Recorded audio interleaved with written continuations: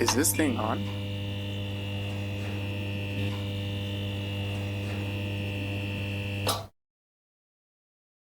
I was a big Bernie supporter. I was a national delegate as a Bernie supporter. I did support Hillary Clinton, lost the nomination. I campaigned for Hillary Clinton after that point. But I do agree that it is frustrating because I was involved previously and I was excited to see someone who held my beliefs. And I think that healthcare is a right. I think that having a house and having a roof over your head is a human right. I think that no one should be in this affluent of a country where we have this many billionaires. We should never have somebody who is struggling to pay their bills. It's absolutely criminal that we have a system where people are having to choose between their medication and their food. It's insane to me. And seeing that, I think, is hard because you only have two parties to choose from, and the Democratic Party sometimes really doesn't align with it, and you don't feel like you're represented in it. My goal, as I've gotten more and more frustrated with it, has been slowly to consolidate where I can do the most good. I can do the most concentrated Hillary, and that has been in my legislative district. I really appreciated I got redistricted out of my first LD, and I got put into the 44th, Mhm. and they have been such a home to energy about wanting to really push for that change. And that's because the National Party is never going to listen to one of me. They're not. Right. Uh, Yeah. I don't have the money. I don't have the billion. When the DNC flies their presidential candidate out here, they like want $500,000 to go see them for a plate. But I have the ability to make my LD be better. And I have the ability to make my council matter a little bit more. And Mhm. I have the ability to flip an LD. And I have the ability to hopefully start influencing other LDs to start seeing what we're doing and replicate it on their area. And what I really want to start showing people is that you shouldn't have to settle for someone who just has a D behind their name. If they're just saying, hey, I'm a Democrat, we used to say anybody with a D behind their name so long as they have a pulse. What I'm hoping is that once we start showing that RLD is consistently Democrat and we're always electing Democrat, I want to hold people's feet to the fire. I think that's what we got to start training people to do is that sure, but if you're always voting with the Republicans, if you're always making room in the tent for our abusers who remove our rights, who are voting against our brothers and sisters in the LGBTQ plus community, if you are removing rights for our people in the labor union, whatever it is, we'll vote you out. And I think we got to start really pushing that. And if we want to be doing that, we can create a movement from the lower levels that we can be more transformative on. Because if they're not going to listen to us at the national level, well, we'll start local and then we'll move it up to the state. And then from the state, we'll move it up to national. Yeah. Thank you for that. Thank you for giving the audience some pathways towards activation or involvement. I do want to say, and you know this, getting in those circles, volunteering your time in those spaces, one, it takes a certain type of person, right? Passionate, driven, whatever.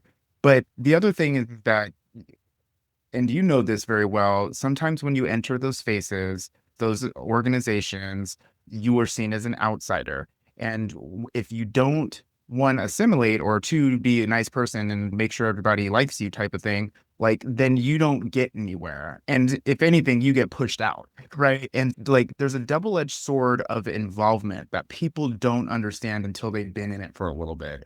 You can get beat down in these organizations who are all trying to do the same thing, but you still have to deal with individuals and personalities who may or may not see the world the same way you do. And so my suggestion to folks getting into those things, and no, actually, I'm gonna have you say this because this was part of what you were saying, right? You were saying like pace yourself. That's one thing, right?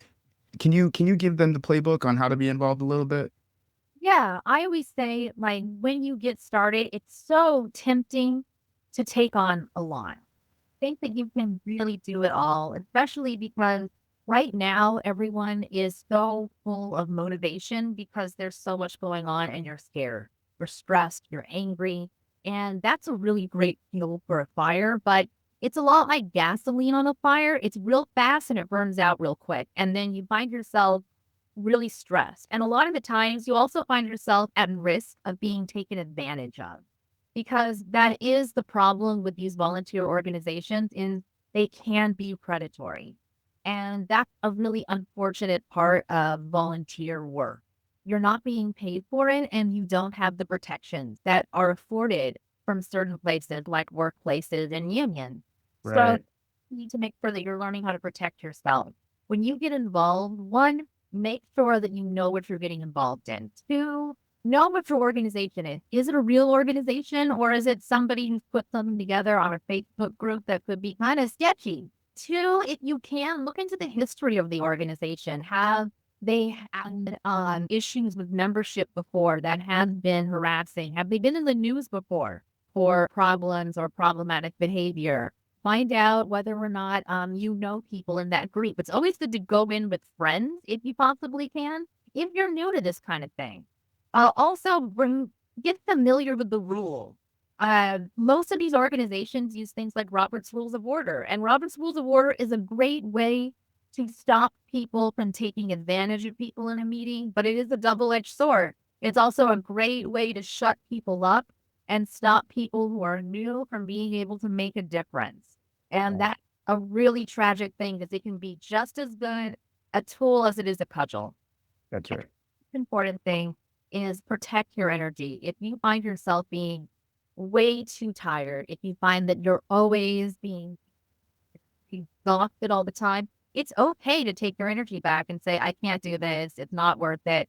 But also make sure that you're not overextending and not telling people you need help. I Yeah, always like to check in with the volunteers who work with me when I don't hear back from them. If that's they right.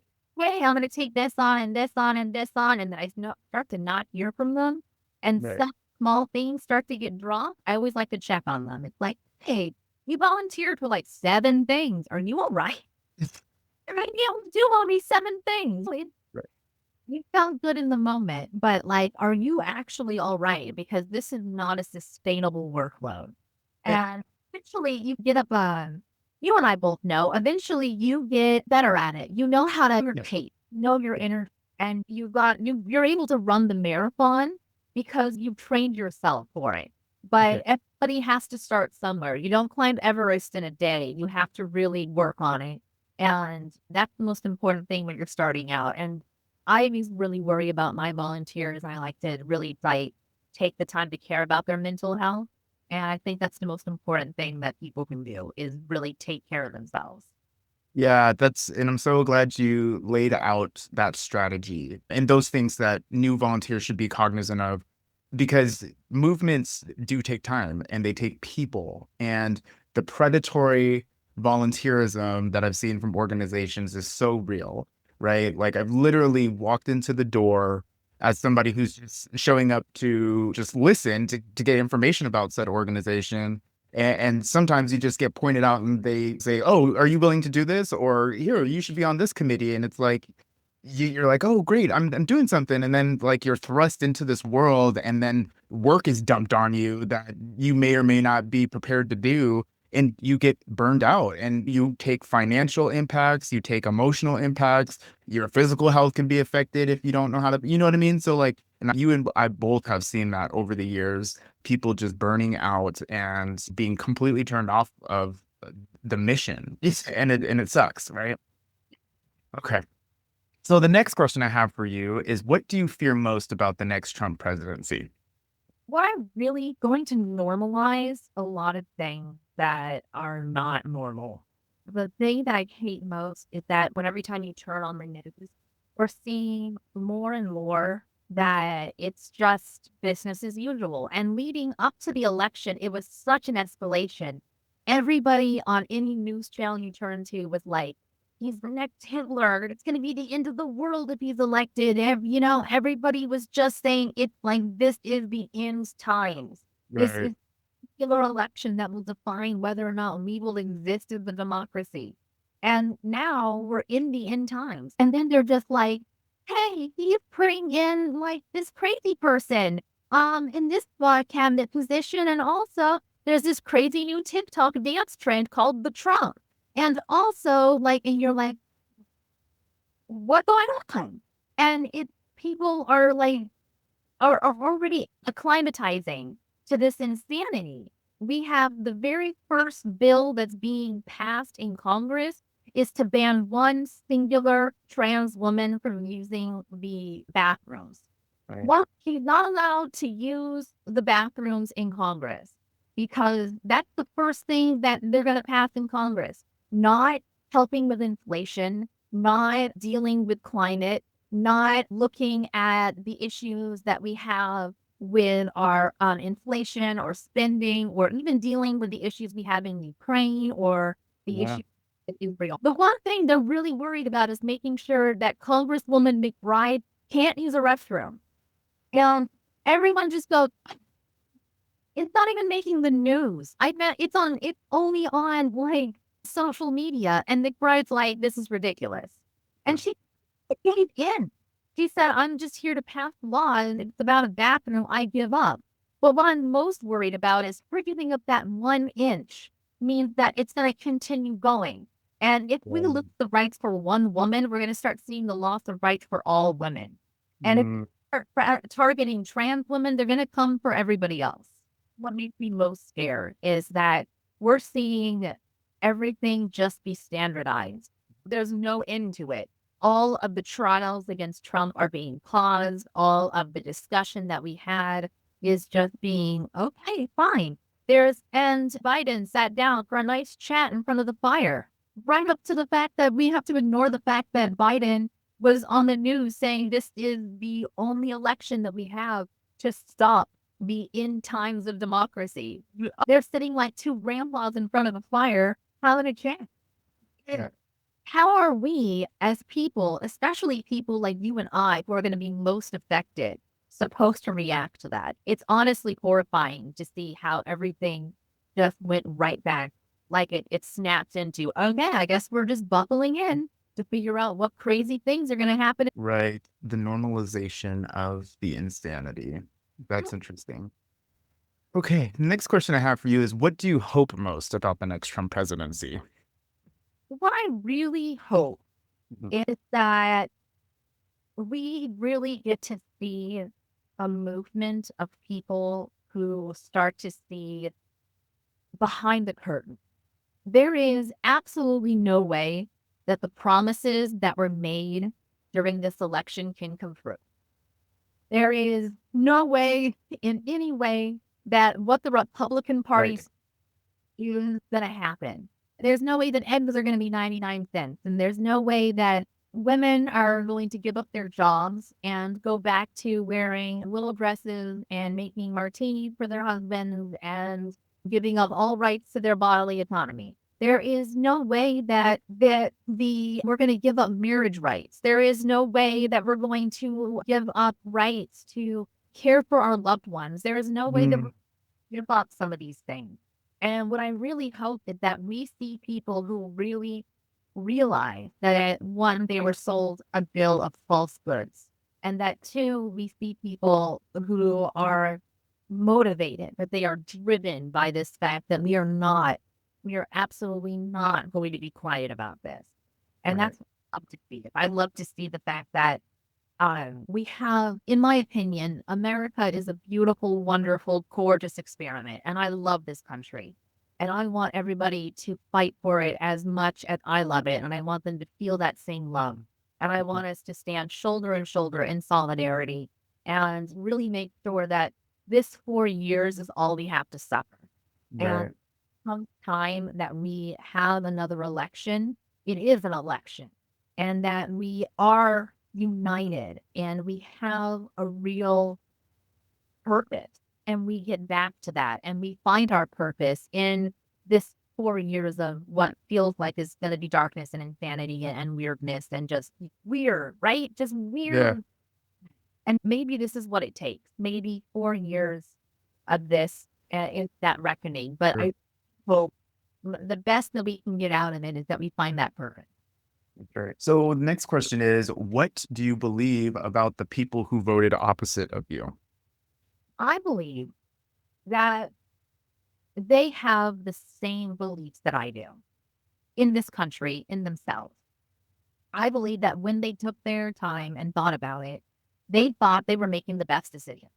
I believe that they're in a hard spot and they thought that it was the best decision at the time that they could possibly make. And I believe that at the heart of it, they did their best.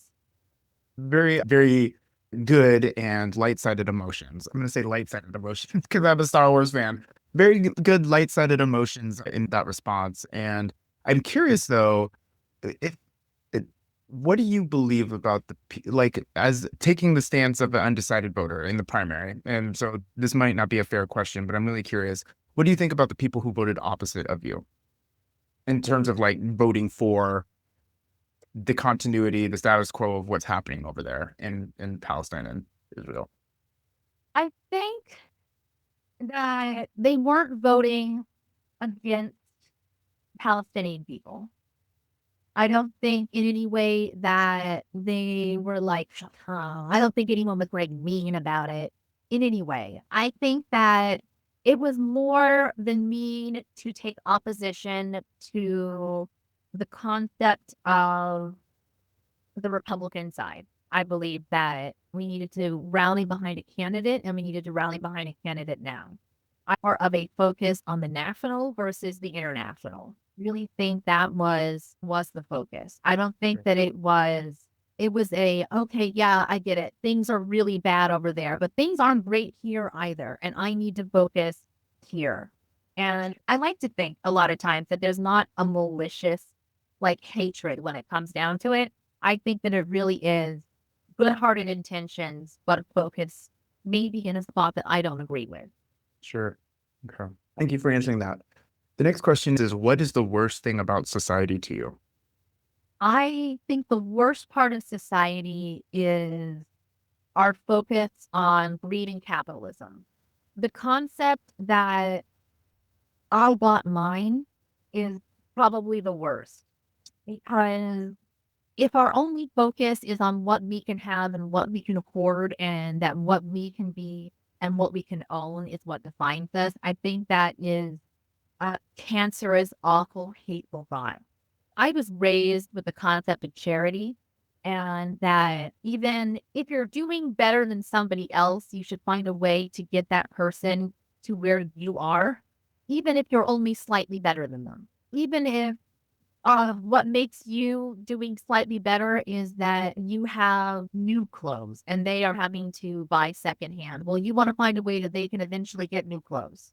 Well, our job is to care and uplift our neighbors, even if we don't know them. And I think once we get away from that thought and we think to ourselves, all I need is more and more money, there's a point in which no money can ever make you happy, in my opinion. The Mm. worst thing we ever did was we thought that these corporations are people and they have rights. I think the worst thing that we did is that we've been venerating people for having money and not for what they've done for society. We think that Elon Musk is like some great person, and yet we don't look at how much work Jimmy Carter has done building homes for the homeless. We should always be focusing on people that are talking about what we give back and not what we take. And ideally, our job should always be helping others and uplifting others. And if we're not doing that, I don't think we're in the right world. Ve- And that is the worst part about society is that we're stuck in this country that is just icky capitalist. I hate it. Sure. A lot to unpack with that. And I'm unfortunately, we don't have much time since I have a back-to-back interview today, but future conversations in the future for sure. So the next question is, what do you believe is one reason the Trump and the largely Republican Congress was elected? I think it was because they had so long to run a campaign. They Yeah. had Trump had 4 years of a presidency to run it, and then 4 years of Biden being president to run. And Kamala Harris only had 107 days. That is a monumental task. And I want to say that Kamala Harris ran an incredible campaign. Her and Walz for 107 days were absolutely killing it. There was no gap left in their tank. I think that for what they did, that was absolutely incredible. I Great. wish we would have run a real campaign against him because I think we would have seen a real fight. But when it comes down to it, Trump was just stronger on having all that time. He had all that Yeah. time, and they had all that time to not let something pass in Congress. They had all that time to block what was promised, what was college debt relief. They had all that time to pass relief for loans for new home buyers. They had all that time to drive up the prices of gas and to block us being able to break up monopolies at Kroger and things like that, which drives up the price of groceries. They did so much to make it impossible for anything to get past that. It just worked out that way that they were able to say, hey, look, the Democrats have done nothing for you. And it was just an impossible race in 107 days. Yeah, say that because a good example is the border bill that Congress and, apparently Vice President Harris helped to put together, but was shut down by Trump, which ultimately led to its failure. There could have been some solutions on people's concern with the border security. And yeah, no, that's a great point. That's a great point. The next question is, do you feel like you did enough to affect the election in the way you wanted to see it go? I think that every person at our level did. I think that I did everything that I could. I waved every sign. I knocked every door. I did everything that I could as a singular voter who is just a PCO and a local volunteer. Yeah. That's all. And that's all that any of us can imagine doing. Now, if I wanted to say that I could do more, could I have gone to the DNC headquarters and slammed this on the doors and been like, bring Yeah, better messages. going to be arrested. But then I probably could have done yeah, I probably could have done more. But realistically, I did everything that I could. And Excellent. that the voters and the people who have come to me who have been well, I wish I could have done more. I always want to tell them, you did everything. And you can't blame yourself because that's unfair. You did. And there's institutions of individuals who are controlling the narrative, controlling the strategy, who just dropped the ball or didn't focus on the correct things. But okay, so the last question I have is, what do you want to say to yourself 4 years in the future? I guess I want to say that I hope that I'm drinking champagne. In celebration of something, or I hope that I'm drinking champagne and I'm celebrating and that my plans have come to fruition. excellent. That's good. Well, and I hope so too. I hope that we all are celebrating in the next 4 years. I am almost reminded constantly that it is not yet January 20th. Said person is not technically in office. So it's it feels like it's been 4 years or 2 years already. You know what I mean? It's been not even 2 weeks. It's like, gosh, dang, it's crazy. Yeah, no, we're just trapped in that weird liminal cycle where he somehow is and is not. It's crazy. It's crazy. Well, Hillary, I very much appreciate you and your leadership and involvement in the community. You are a leader, and I'm glad you know that because we need people like you, leaders, people who are passionate, who know how to navigate the system, who know how to get things done, to recognize their power and help bring people along because yeah, and I hate to say there's so much work to do because I want to give grace to those who have been working so hard for so long. You know what I mean? But it's we got to work. And that's why I created this podcast. And that's why we're all going to continue to do the work uh, the best that we can. Thank you. I appreciate everything that you're doing, getting that narrative going. And you're right. There is work to be done. And those of us who've been doing the work, we know it. Yeah. And those of us who are stepping into the work, we're ready to know. Yes. Yes. But pace yourself. Pace yourself when you're stepping into it. Pace yourself. All right, Hillary. Well, I hope you have a good rest of your day. In conclusion, we are all different, but we are all also the same. What matters is we recognize that and move forward to make a better world for all of us. Thanks again.